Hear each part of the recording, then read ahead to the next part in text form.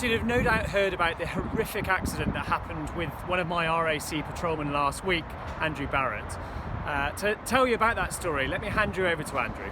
I was attending a breakdown on the westbound carriageway of the M4 just before junction 15, an offside wheel change.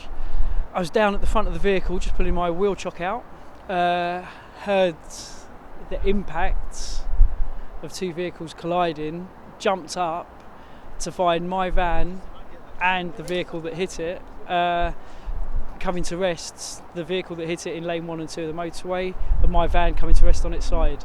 Once obviously I started walking over to the vehicle, I actually didn't have any idea. I thought the member was still up the bank. As I got closer to my van, because obviously I was looking, at the whole scene, I found the member unconscious, lying on his back on the hard shoulder, about 1.5 meters from my van. So that was the initial concern. I looked and I could see the driver of the other vehicle moving, so I didn't immediately go to him. I carried on between the vehicles to just to gauge the environment, to make sure nothing else is going to come into us. So the biggest message I've got is just don't be complacent, always practice.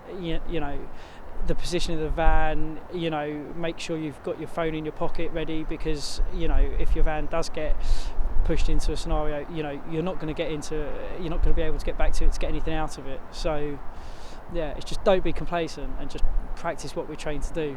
Brilliant.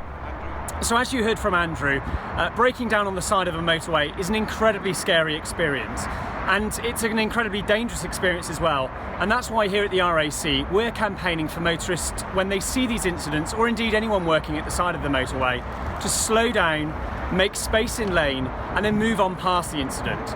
We've got 1,600 patrols here at the RAC, and they'll be there to help you out in your moment of need. But we're asking motorists to just take care as they see our patrols, or indeed anyone working at the side of a motorway, to slow down, make space, and move on.